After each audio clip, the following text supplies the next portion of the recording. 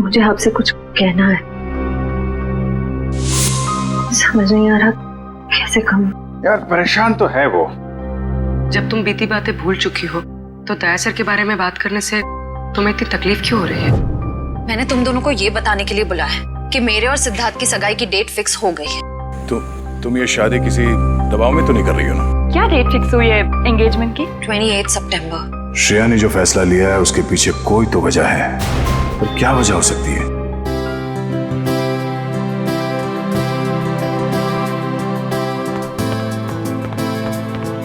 लीजिए पापा आपकी कॉफी।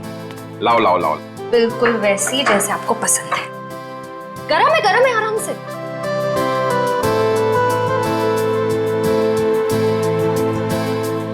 वाओ, मेरी बेटी जैसी कॉफी इस दुनिया में कोई नहीं बना सकता। वो तो है, लेकिन एक जमाने में मैं भी बहुत टेस्टी कॉफी बनाया करती थी।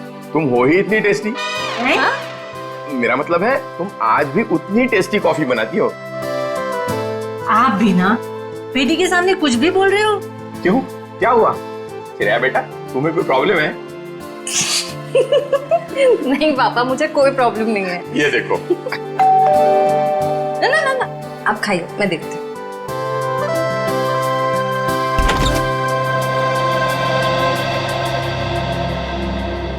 सिद्धार्थ, क्या हुआ, चौंक गई मुझे देखकर? सिद्धार्थ बेटा आओ, अंदर आओ।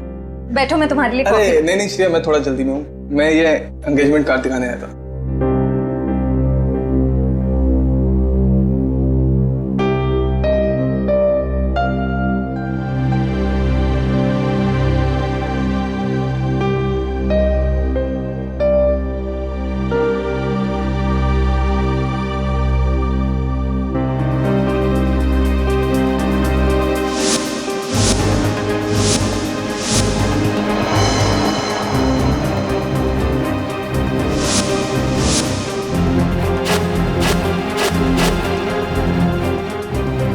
कैसा लगा डिजाइन?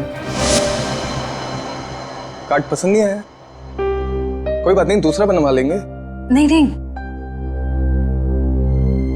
कार्ड अच्छा है।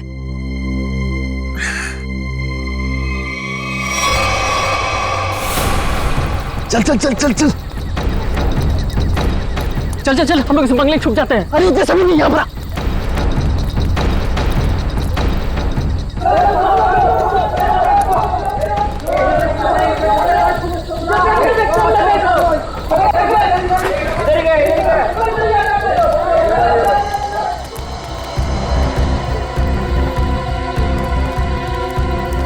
चल चल निकलते हैं यहाँ से। अरे रुक रुक रुक, हम लोग सारा सोना यहीं पे गाड़ देते हैं जमीन में। अबे तेरा दिमाग खराब हो गया है? मोहल्ले के लोगों ने हमारा चेहरा देख लिया है और अगर कल हम यहाँ दोबारा आए तो यहाँ पकड़े जाएंगे, खतरे में पड़ जाएंगे। हम लोग सोना लेकर बाहर नहीं जा सकते हैं, सारे लोग घूम रहे हैं। और तू खतरों से कब से डरने लगा? खतरों से नहीं, तेरी बेवकूफियों से डर रहा हूँ। देखना एक दिन तेरी सारी बेवकूफियां हमें ले डूबेंगी, समझा? तू बेवकूफ किसे बोला? हाँ, सारा प्लान मैंने बनाया है। सारा प्लान तूने बनाया, इसका मतलब ये नहीं कि जेल भेजने का प्लान भी तू बनाएगा, समझो? जरूरी नहीं है मैं तेरा सारा बात मानूं, समझा? सोना यहीं गाड़ेंगे, यहीं। अच्छा, गाड़ के दिखा। अच्छा,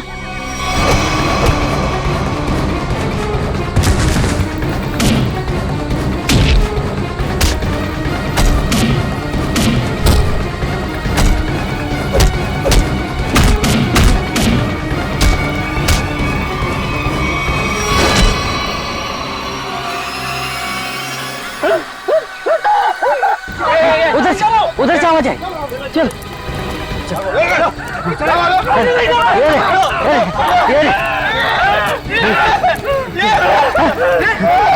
अरे ये तो कंकाल है।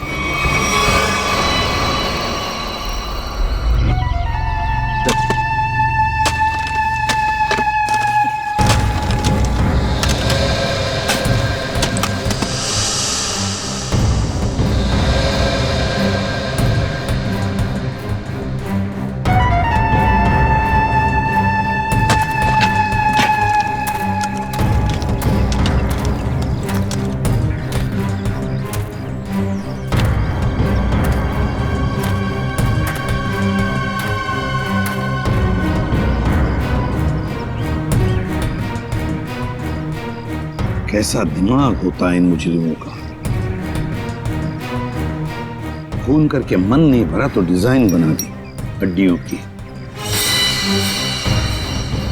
सचिन, तुम दोनों एक काम करो, घर के अंदर से अच्छी तरह से तलाशी ले, देखो कुछ ना कुछ मिलता है क्या। हा? बॉस ये देखो, उस सिर पे रहने ये डिजाइन हाथ और पैर की हड्डियों से बना है। ये देखो, ये पैर की हड्डी और ये हाथ की हड्डी। तो टांगों की हड्डियां अलग अलग लोगों की हैं? हाँ तारिका, अलग अलग इंसानों की है। बस मुझे लगता है कम से कम 2 लोगों का तो खून हुआ है यहाँ पर। सर। हाँ विक्रम। सर ये बाकी की हड्डियां मिल गई है, इन्हें यहाँ पे दफना के रखा गया था। एक एक हड्डी संभाल के उठाओ, हैं? एक एक हड्डी। ये देखो, जरा देखो, घर के अंदर कहीं खून के निशान मिलते हैं क्या?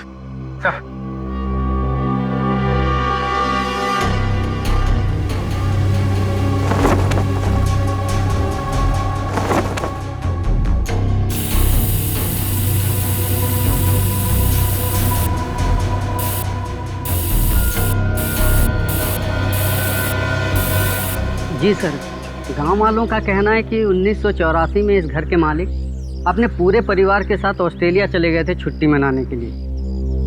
कुछ दिनों बाद उनकी मौत की खबर आई वहां से। पूरी फैमिली समुंदर में डूब गई। अच्छा एक बात बताइए, ये इनकी मौत के बाद कोई घर का ख्याल व्याल रखने नहीं आया था?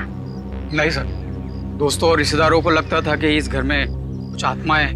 आत्मा? अच्छा, आप लोगों ने यहाँ पे आत्मा देखी है क्या? जी सर, कुछ परछाइयाँ दिखती रहती हैं अक्सर। हाँ, और कुछ ऐसी भयानक सी आवाजें भी आती है सर। हाँ?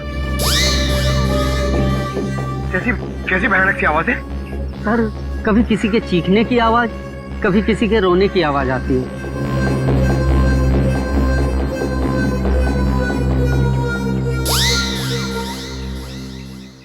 सड़के, इन सारी हड्डियों को देखकर लगता है कि खून एक आदमी का हुआ है और एक औरत का भी।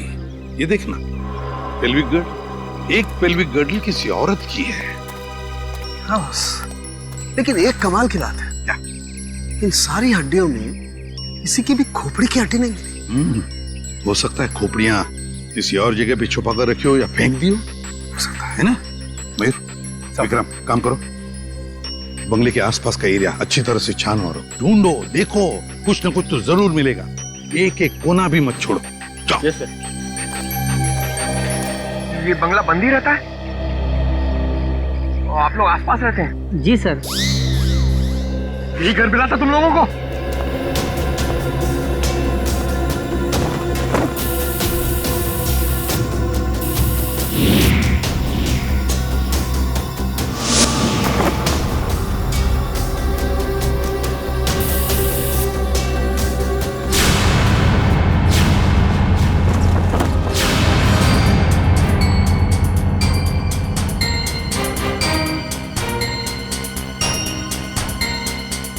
सूखा हुआ खून।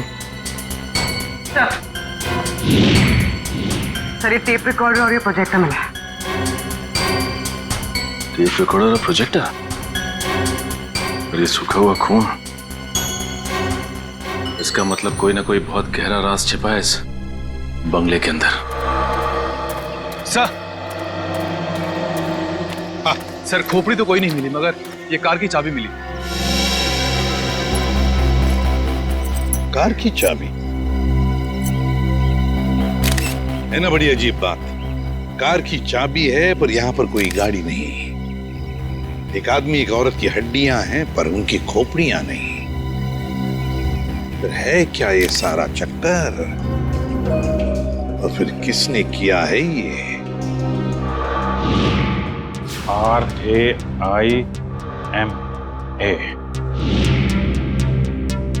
हड्डियों से रायमा लिखा है सर। रायमा लगता है किसी लड़की का नाम है ये।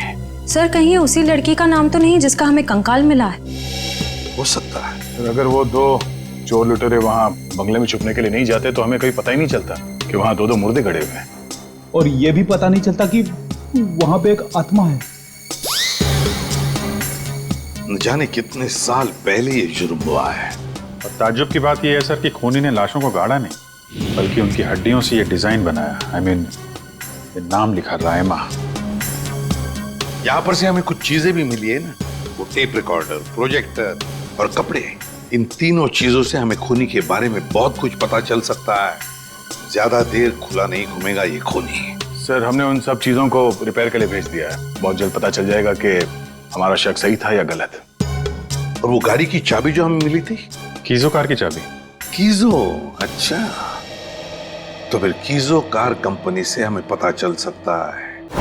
क्या आप हमें बता सकते हैं ये चाबी किस गाड़ी की है और ये गाड़ी आपसे खरीदी किसने? बिल्कुल बता सकते हैं। सबके इग्निशन पॉइंट में डालकर देखेंगे, फौरन पता चल जाएगा। आइए सर। एक मिनट, उससे पहले आप ग्लव्स पहन लीजिए। Thank you.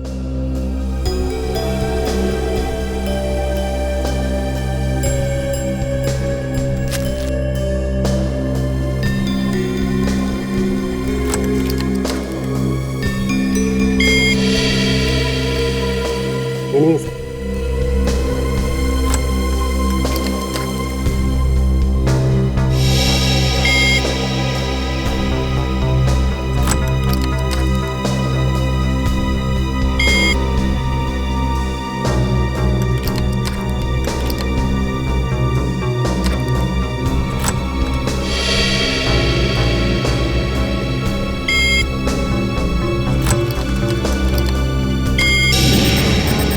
ये देखिए सर, मैच कर गई सर। ये 2009 की कीजो एफएक्स मॉडल है और हमने इसे मरवाना बंद कर दिया है। कीजो एफएक्स 2009 मॉडल। आपके किसी कस्टमर ने कोई रिक्वेस्ट की थी ऐसी चाबी की डुप्लीकेट चाबी बनवाने की? ये पता करने में तो बहुत वक्त लग जाएगा। तो ठीक है, आप पता कीजिए। तब तक हम ये पता करते हैं कि 2009 के कीजो एफएक्स मॉडल की कितनी गाड़ियां चोरी हुई थी। मिलिंद जी। जी सर। कुछ हो रहा है कि नहीं? सर मैं कोशिश तो कर रहा हूं सर।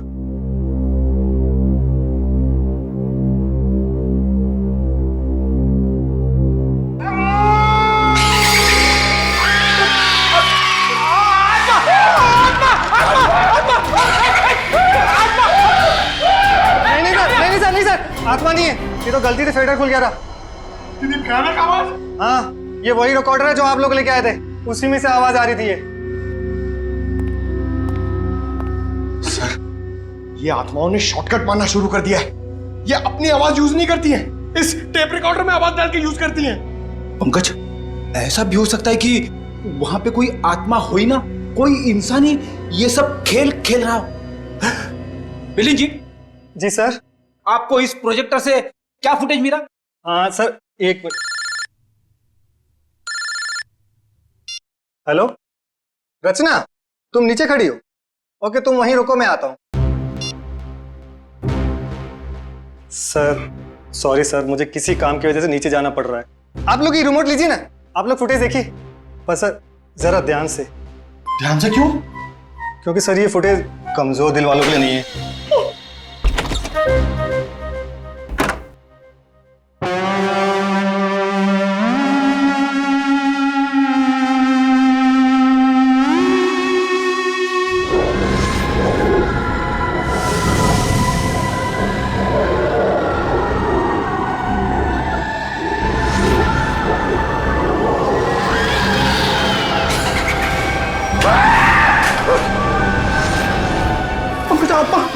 पंकज, पंकज नंबर 13 की आत्मा यहाँ आ गई।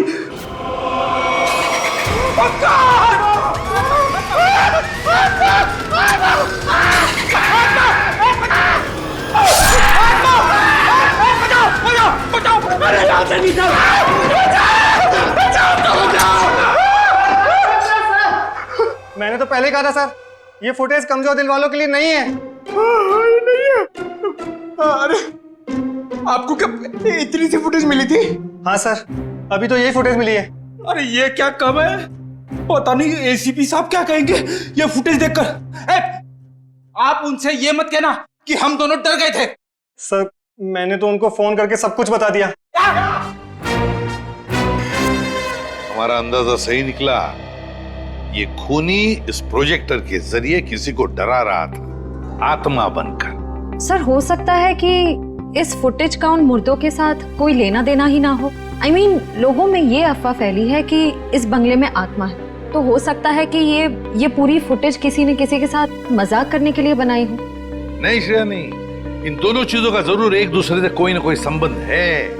ये डरावनी फुटेज उस खूनी के विकृत दिमाग में से ही निकली है। हाँ सर, किसी को डराने या मजाक करने के लिए कोई इतनी मेहनत नहीं करेगा। फुटेज में ये जो आत्मा है इसे प्रोफेशनल तरीके से फिल्माया गया है, स्पेशल इफेक्ट्स के साथ, जैसे फिल्मों वगैरह में होता है। और इस फुटेज को देख के लगता है सर कि खूनी को स्पेशल इफेक्ट्स का काफी ज्ञान है, या फिर हो सकता है उसने ये फुटेज किसी स्पेशल इफेक्ट स्टूडियो में बनवाई है। हाँ बिल्कुल सही, ऐसा ही हो सकता है। तो शहर में जितने भी स्पेशल इफेक्ट्स के स्टूडियोज हैं, सब में जाकर के पता लगाना पड़ेगा। आइए सर, ये बलविंदर है, वो गाड़ी की चाबी इन्हीं की थी। क्या बात है सर, मुझे यहाँ क्यों बुलाया गया है? हमें आपकी गाड़ी की चाबी मिली है। कहाँ से सर? उन्नति नगर, बंगला नंबर 13। ये एड्रेस कुछ जाना पहचाना लग रहा? नहीं सर। नहीं? रायमा नाम सुना है पहले कभी?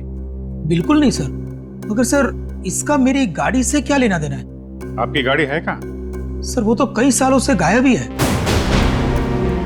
कब से? 5 जुलाई 2011। दरअसल मेरा टैक्सी का बिजनेस है। मेरी कंपनी का नाम है बलविंदर एंड कंपनी। मेरा ड्राइवर प्रीत उस दिन गाड़ी लेकर न जाने कहाँ गायब हो गया। तब से लेकर आज तक मेरी गाड़ी का कोई अता पता ही नहीं है सर। और उस ड्राइवर का? अस्पताल से फोन आया था कि उसे वहां भर्ती किया गया है। मैं उसे वहां देखने गया था। उसकी हालत बहुत खराब थी सर। आग लगने की वजह से उसका थोड़ा शरीर जल गया था। रहता कहाँ ये तुम्हारा ड्राइवर? सर आजकल वो मानसिक चिकित्सालय में है। सर वो बहुत गहरे सदमे में है। मानसिक चिकित्सालय? कौन से हॉस्पिटल में है वो? सर पूना से 50 किलोमीटर आगे एक स्टेट मेडिकल सेंटर है, वहीं पर है वो। State medical centre?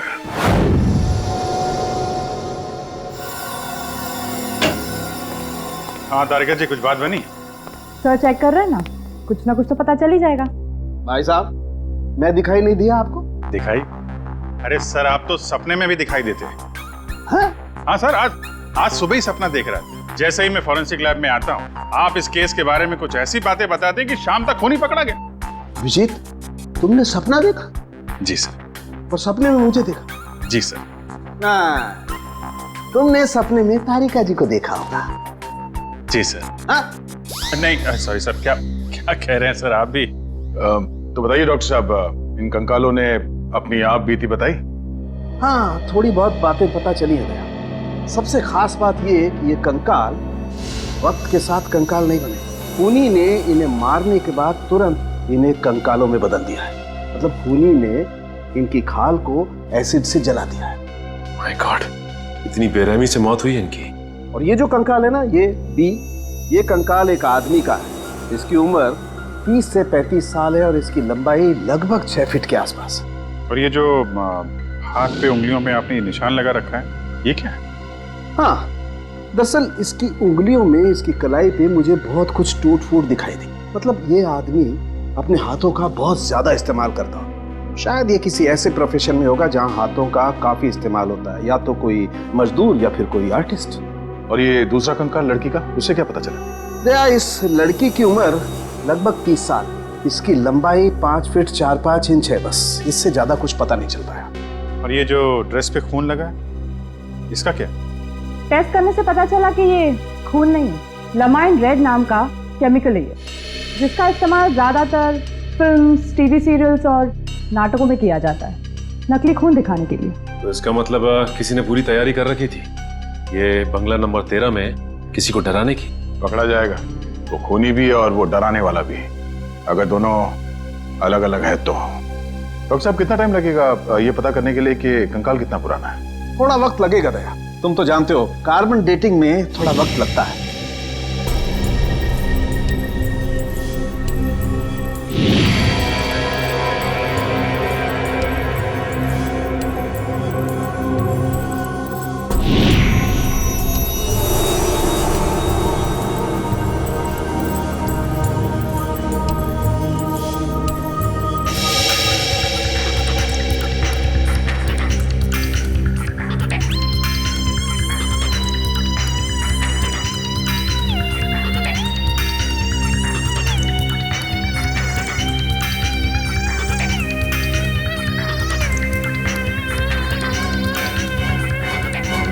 गुड। अब गणित शुरू हो गई है। अब पता लग जाएगा दरअसल इन लोगों की मौत कब हुई थी। सर मुझे लगता है इन दोनों को एक साथ ही मारा होगा।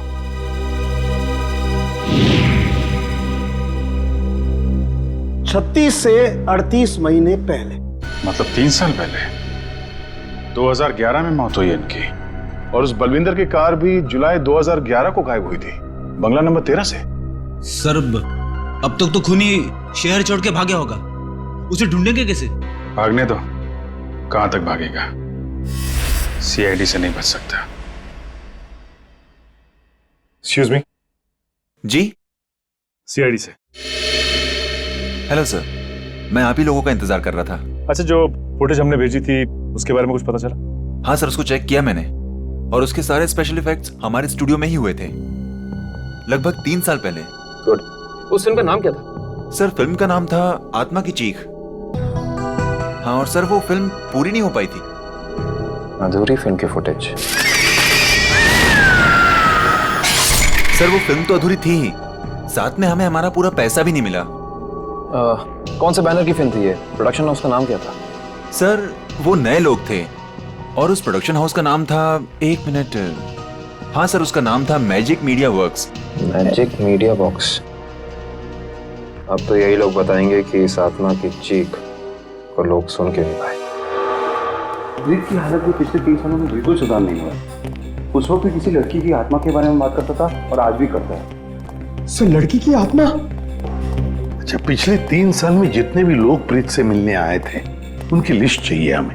हाँ, हैरानी की बात यही है सर, पिछले 3 सालों में इससे कोई भी मिलने नहीं आया सिवाय मिस्टर बलविंदर के, जो इनके इलाज का खर्चा उठा रहे हैं। बलविंदर? जी सर। ओके।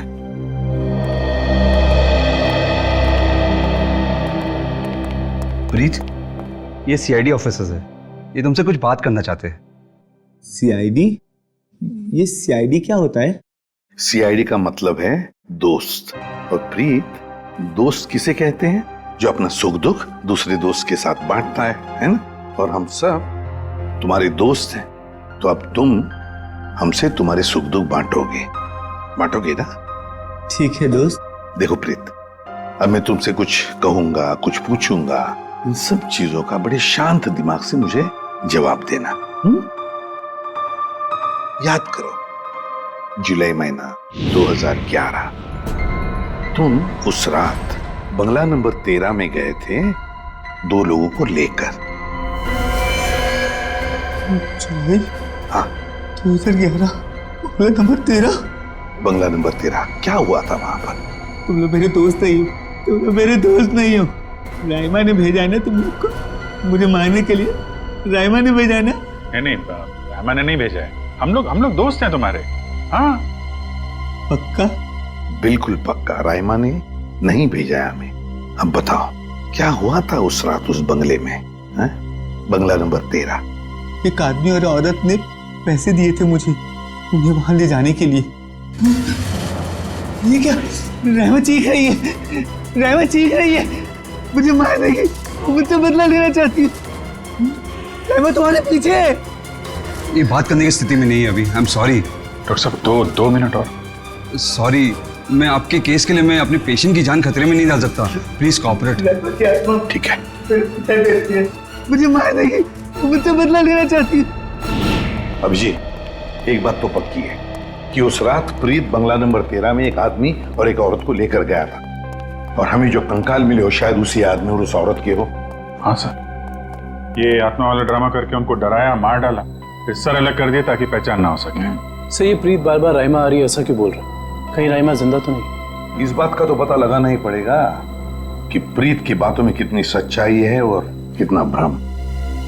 लेकिन एक बात तो पक्की है, इस राइमा का इस केस के साथ कोई ना कोई संबंध जरूर है। इस राइमा की कुंडली निकालो।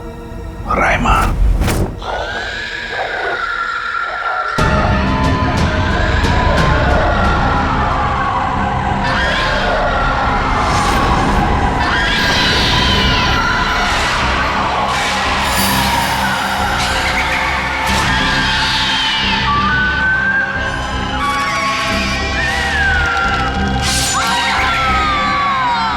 ये फुटेज आपको जिस बंगले से मिली वहां खून हुआ है? जी हाँ, दो खून। वैसे ये फिल्म की फुटेज आपकी है ना?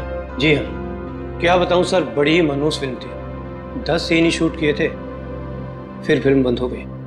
और बंद होने के बाद इस फिल्म के सारे राइट्स मैजिक मीडिया बॉक्स के पास आ गए, if I am not wrong, है ना मिस्टर आलोक?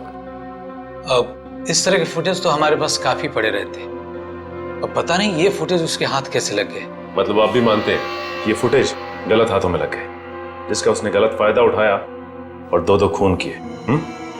शायद कोई बाहर वाला होगा। लेकिन आपको ऐसा नहीं लगता कि कोई अंदर वाला भी हो सकता है? क्योंकि ऐसा काम करने के लिए अंदर वाले के लिए थोड़ी आसानी ज्यादा होती है। वैसे इस फिल्म पे आप लोग क्या क्या काम कर रहे थे? सुनील राइटर था, आलोक डायरेक्टर और मृणाल कॉस्ट्यूम डिजाइनर। और आप प्रोड्यूसर, राइट? जी। आप में से कोई राइमा को जानता है? राइमा हमारे फिल्म की हीरोइन थी। सर, आप कैसे जानते हैं राइमा के बारे में? आप एक काम कीजिए मिस्टर आलोक, आप अपनी फिल्म की हीरोइन राइमा को यहाँ बुला लीजिए। वो एक्चुअली कई साल पहले राइमा एक हादसे में आग में जलकर मर गई। मर गई? अच्छा, राइमा की कोई तस्वीर या फोटो? मृणाल, फोटो ले आओ। जी सर। एक मिनट, अभी आपने कहा कि वो जल के मर गई, लेकिन कैसे? ज्यादा कुछ तो पता नहीं है, क्योंकि उसके और हमारे बीच तनाव हो गया था। और वो क्यों? वो एक्चुअली हम राइमा को अपनी फिल्म में हीरोइन लेना चाह रहे थे, पर बाद में हमने अपना इरादा बदल लिया और स्मृति को हीरोइन ले लिया और राइमा हो गई साइड एक्ट्रेस। तुम मेरी जगह ये छिपकली को हीरोइन बनाना चाहते हो? तुम्हारा दिमाग खराब हो गया है? राइमा, तमीज से बात करो। मैंने तुमसे कहा ना, अगली फिल्म में तुम्हें हीरोइन बनाऊंगा। इस फिल्म के किरदार के लिए तुमसे बेहतर स्मृति। अच्छा, तो ये बात पहले क्यों नहीं सोची जब मुझे फाइनल किया था? ये फिल्म इंडस्ट्री है राइमा, यहाँ किसकी किस्मत कब यू टर्न मार जाए कोई नहीं कह सकता। ये फिल्म मेरी किस्मत में थी, मुझे मिल गई। इंतजार करो, सिर्फ इंतजार। एक दिन तुम्हारी जिंदगी ऐसी दिशा में चली जाएगी जिसका अंत गहरी खाई में होगा, समझे तुम? क्या तुम मुझे धमकी दे रही हो? धमकी ही समझ लेना। राइमा रुको, राइमा। सूरज गया था राइमा को मनाने के लिए, लेकिन कोई फायदा नहीं। एक हफ्ते बाद खबर आई कि एमजे स्टूडियो में आग लगी है और राइमा की मौत हो गई। मुझे अफसोस है, अगर राइमा हमारी फिल्म की हीरोइन होती तो शायद ये दुर्घटना ना होती और आज वो जिंदा होती। आलोक जी, आप एक काम कीजिए, आप अपनी फिल्म की नई हीरोइन स्मृति उनको यहाँ बुलाइए जरा। मैंने उसे कॉल किया था, उसका फोन लगा नहीं, और आर्ट डायरेक्टर विराज का भी वो फोन डेट बता रहा था। विराज और स्मृति से मिलना पड़ेगा।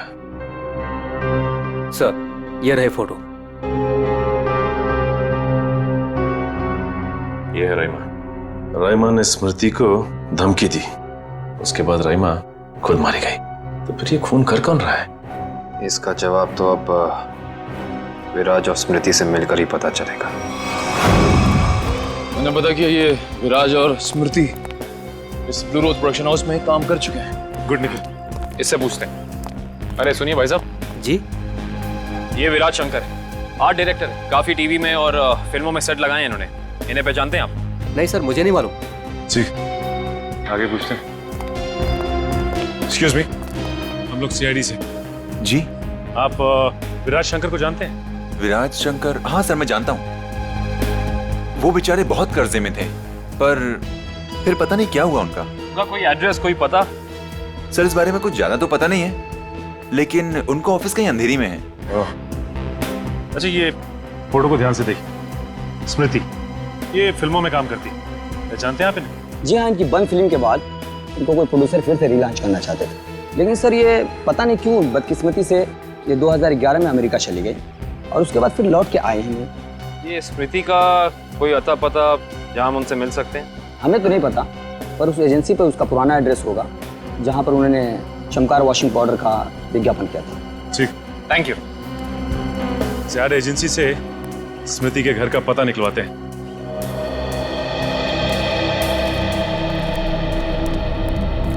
पुलिस की रिपोर्ट के हिसाब से राइमा इसी एमजे स्टूडियो में जलकर मरी है।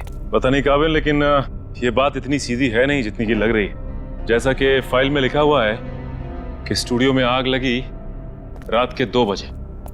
ये राइमा स्टूडियो में 2 बजे करने क्या आई होगी, जबकि यहाँ शूटिंग भी नहीं चल रही थी। सही कह रहे हो सच, लेकिन एक बात है जो मेरे दिमाग से निकल नहीं रही है, वो ये कि यहाँ रात 2 बजे आग लगी तो सुबह 5 बजे तक किसी को पता क्यों नहीं चला? और रिपोर्ट के हिसाब से यहाँ आग 5 बजे लगी। जिन पुलिस वालों ने इस केस की तहकीकात की थी उन्होंने जरूर कुछ गड़बड़ की है, तभी तो केस के 2 महीने के बाद उनका ट्रांसफर यानी कि तबादला हो गया था। हो सकता निखिल, लेकिन उससे ज्यादा अहम बात यह है कि रिपोर्ट के हिसाब से यहाँ राइमा की एक हड्डी तक नहीं मिली। मतलब आग इतनी भयंकर थी। लेकिन स्टूडियो को देख के ऐसा लगता नहीं है कि आग इतनी भयानक होगी कि चलने वाले का नामो निशान राख हो जाएगा। उससे भी अहम बात यह है कि ये स्टूडियो इस्तेमाल में नहीं था, यहाँ पे कोई शूटिंग नहीं चल रही थी। फिर राइमा यहाँ पे आई क्यों? इसका पता तो तभी चलेगा जब हम इस स्टूडियो को अच्छी तरह से छान मारेंगे। देखते हैं क्या मिलता है।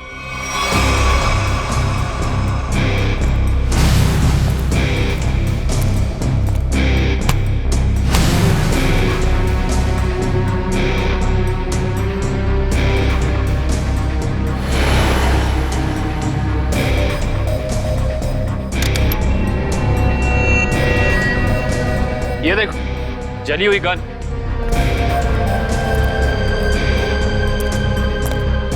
हाँ, ये तो पूरी पिघल चुकी है। पुलिस वालों ने लगता है अपना काम ठीक से किया नहीं, देखा नहीं से पहले। भी हो सकता है कि राइमा ये गन किसी को मारने के मकसद से लाई हो, या फिर हो सकता है कि कोई राइमा को मारने के लिए लाया हो। ये भी पॉसिबिलिटी है। जरूर कुछ है यहाँ, देखते हैं और क्या मिलता है।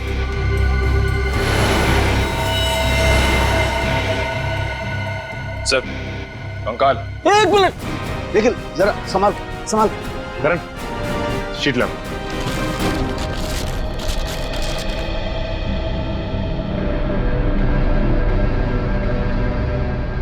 एक बार कंकाल, वो भी पूरी तरह से जला हुआ।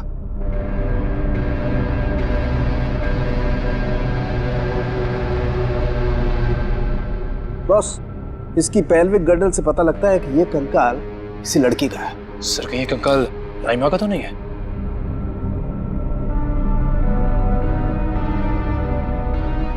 और इसकी लंबाई 5 फीट 6 इंच है। और राइमा की लंबाई 5 फुट 3 इंच। इससे साफ पता चलता है कि ये कंकाल राइमा का नहीं बल्कि किसी और का है। केस सुलझने की बजाय और उलझता चला जा रहा है। एक बात और, हम लोगों को यहाँ जली हुई गन जरूर मिली है, लेकिन इस लड़की की मौत गोली लगने की वजह से नहीं, इस लड़की की मौत जलने की वजह से ही हुई है। देखो, ढूंढो और कुछ मिलता है क्या।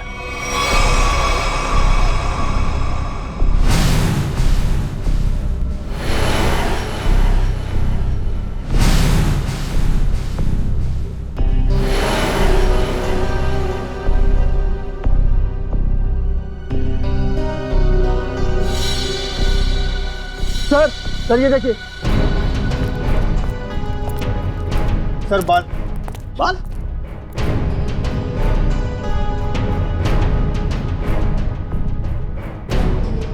ओह सर, ये तो किसी लड़की का बाल लगता है, या तो मरने वाली का या फिर राइमा का। ये किसका बाल है ये तो डीएनए के बाद ही पता चलेगा। सर, ये अरुण है, विराज जी के वर्कशॉप के इंचार्ज। जी, आपको कुछ बनवाना था? जी हाँ, हथकड़ी बनवानी है। हथकड़ी? मैं कुछ समझा नहीं। हाँ, अपनी बनाई हुई हथकड़ी खुद अपने हाथों में पहनेंगे तो थोड़ा दुख कम होगा। अब समझ में आया, इतने सालों के बाद ख्याल आया आपको कर्ज के रूप में होगा। कर्ज के रूप में? हाँ, इसीलिए तो आप उन्हें ढूंढ रहे हैं, क्योंकि वो लोगों से लिया हुआ कर्ज वापस नहीं कर पाए। नहीं मैडम, हमारा यहाँ आने का मकसद कुछ और है। विराज को बुलाई, कहाँ है वो? ये तो कोई भी नहीं जानता। कर्जदारों से परेशान होकर आज से 3 साल पहले जुलाई 2011 में ना जाने कहाँ गायब हो गए। जुलाई 2011? सर, 5 जुलाई 2011। सर, मुझे लगता है कि इस विराज के भागने की वजह कर्जा नहीं कुछ और है, जिसका कुछ ना कुछ संबंध उन कंकालों के साथ जरूर है। मुझे तो लगता है उनमें से एक कंकाल विराज का है। याद है सारुण के साहब ने कहा था, आदमी वाला कंकाल किसी मजदूर या आर्टिस्ट का है जिसने जिंदगी भर अपने हाथों से बहुत काम लिया है। और हो सकता है सर शायद वो दूसरा कंकाल स्मृति का हो। ये विराज के परिवार वाले कहाँ रहते हैं? सर जहां तक मुझे पता है उनके परिवार में कोई और है ही नहीं। विराज अकेले ही थे? जी सर। चीज मिल जाती डीएनए सैंपल के लिए तो कंकाल वाला राज खुल जाता। ये सारी पेंटिंग उन्हीं की है ना? जी सर। देखो जरा।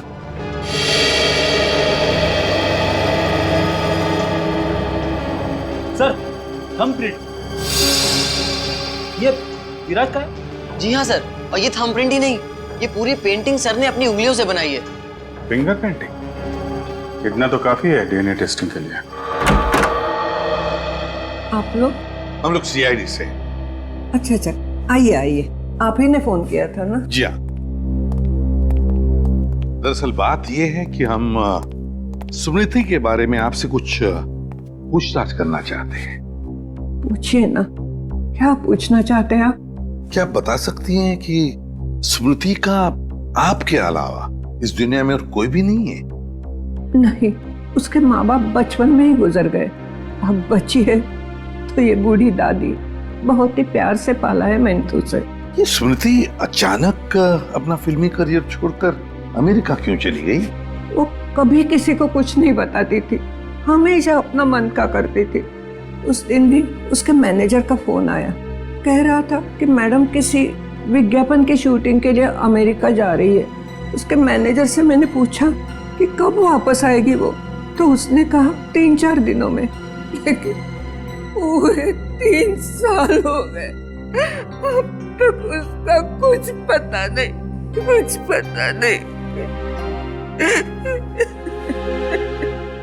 कब की बात है ये, कुछ याद है आपको? कैसे भूल सकती हूँ, 5 जुलाई 2011। सर वो कंकाल भी 3 साल पुराना है सर, कहीं वो। सर कम से कम इतना तो पता कर दो, मेरी बच्ची के साथ हुआ क्या? कहीं वो इस दुनिया में है भी या नहीं? जब तक इस राज का बोझ मेरे दिल पर रहेगा, मैं इतना चैन से जी पाऊंगी न मर पाऊंगी। देखिए, मैं आपसे वादा करता हूं कि सच क्या है इसका हम पता लगा लेंगे। प्लीज आप अपना ख्याल रखिए, ठीक है?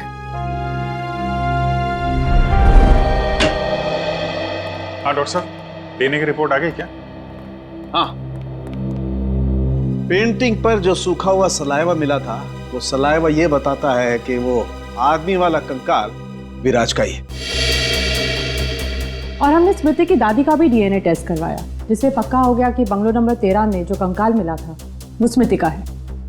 इसका अंदाजा तो हमें हो ही गया था। अब इस केस में हमें आगे ले जाएगा ये तीसरा कंकाल जो एमजे स्टूडियो में जला हुआ मिला था। इस कंकाल से कुछ पता चला? हाँ, इस जली हुई लड़की का कंकाल विराज के कंकाल और स्मृति के कंकाल दोनों से ज्यादा पुराना है।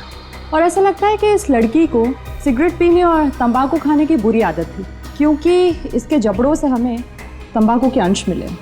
और वो बाल इसी जली हुई लड़की के हैं? नहीं, वो बाल ना तो इस जली हुई लड़की का है, ना ही स्मृति का है। सर कहीं ये बाल रायमा का तो नहीं है?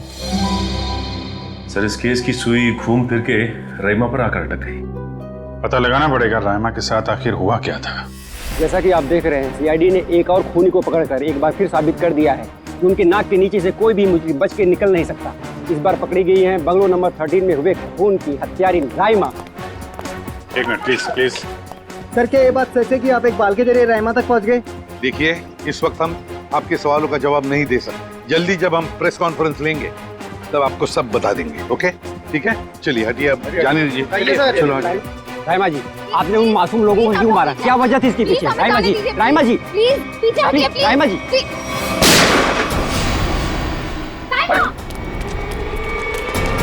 पकड़ो उसे। अब खूनी पकड़ेगा इसे।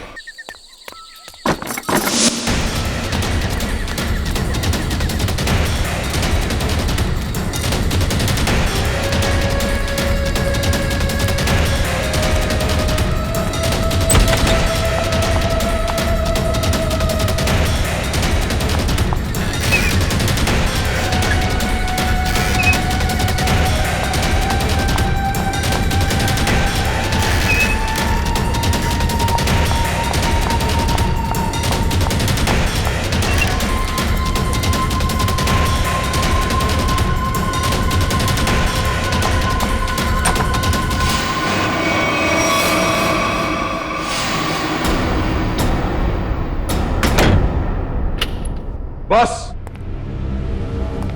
बहुत हो गया, अब कुछ नहीं हो सकता। बाहर आ जाओ। ये कहानी इसी घर से शुरू हुई थी और खत्म भी इसी घर में होगी, आज ही।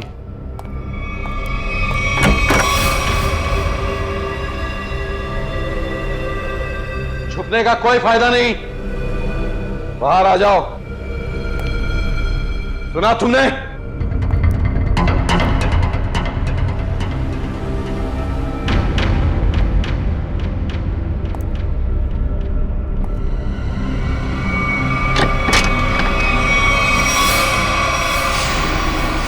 बहुत हो गया नकली रायमा बनने का नाटक। बराबर, come on move.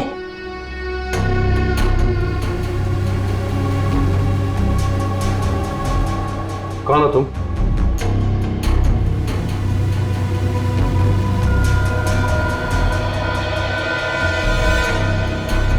CID officer पूर्वी। सीआईडी?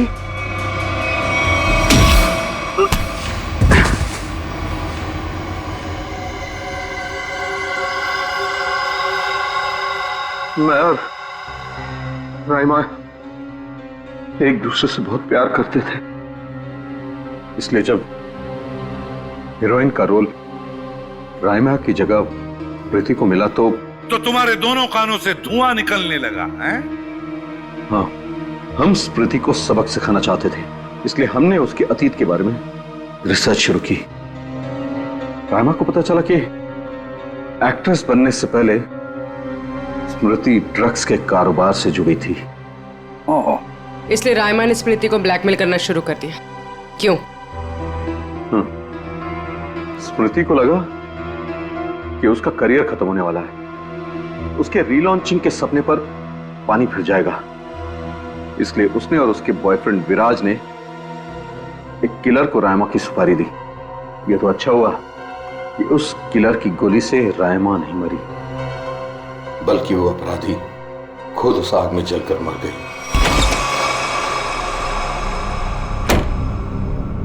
विराज, स्मृति, कहाँ हो तुम दोनों?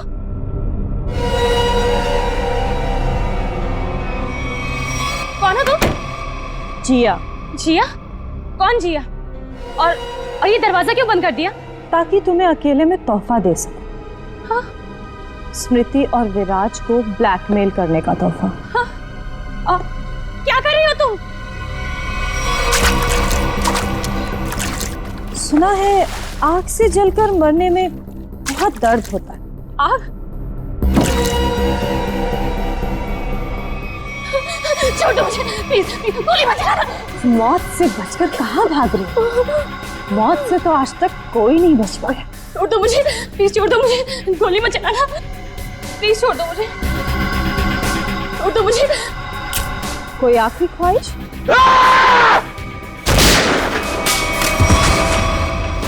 रायमा, रायमा, मैं तुम्हें कुछ नहीं होने दूंगा। मैं तुमसे बहुत प्यार करता हूँ, मैं तुम्हें कुछ नहीं होने दूंगा रायमा। अब तुम दोनों को मुझसे कोई नहीं बचा सकता। सब फाइनल गुड बाय।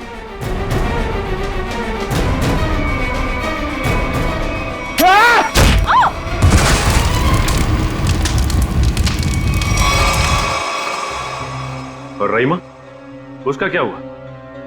जिंदा लाश बन गई वो। तब मैंने ठान लिया, अब मेरी जिंदगी का सिर्फ एक ही मकसद होगा, स्मृति और विराज की बर्बादी। मैंने उन्हें यकीन दिला दिया कि रायमा जिंदा है, इसलिए वो लोग यहां आए, उस ड्राइवर को लेके जिसने एमजे स्टूडियो में आग लगाई थी। और फिर तुमने उन्हें डराना शुरू कर दिया, उनके दिमाग में यह भ्रम पैदा कर दिया कि यहां पर रायमा की आत्मा अभी भी है, जो उनसे बदला लेना चाहती है। हाँ, और फिर उन्हें मार डाला और उनका सिर काट के अपने साथ ले गए, ताकि अगर कभी उनकी लाश मिलती भी है तो उन्हें कोई पहचान ना सके। बेवकूफ हो तुम, बेवकूफ। अगर कानून की मदद लेते तो उन दोनों को वैसे ही सजा होती, मगर नहीं, तुमने कानून को अपने हाथों में लिया, उन दोनों को बेरहमी से मार डाला। और रायमा, उसका क्या? कभी सोचा तुमने? बेचारी की जिंदगी का फैसला तो अब कानून करेगा, लेकिन तुम्हारा फैसला तो हो ही गया, समझ लो। तुम्हें तो फांसी होगी, फांसी। Good morning. Hi. Good morning. अरे ये क्या लेके आई हो? सर ये आप सबके लिए मिठाई है और मेरी एंगेजमेंट के इनविटेशन कार्ड्स हैं।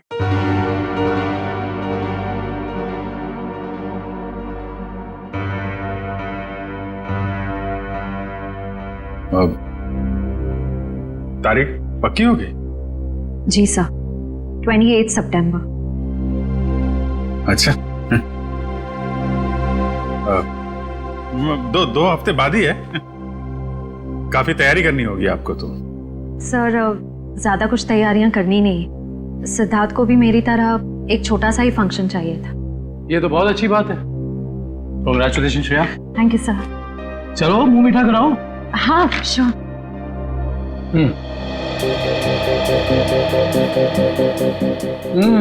ये लड्डू तो बहुत अच्छे हैं। ओह सर, आप लोग भी लीजिए ना। हाँ, थैंक यू सर।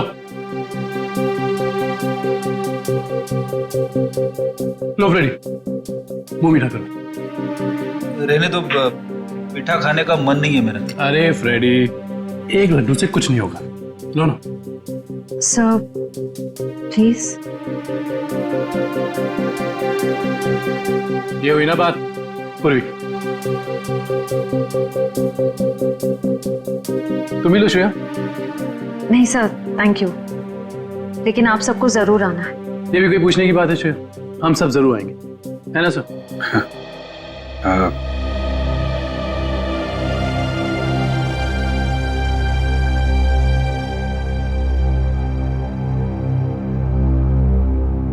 सर आप आएंगे ना?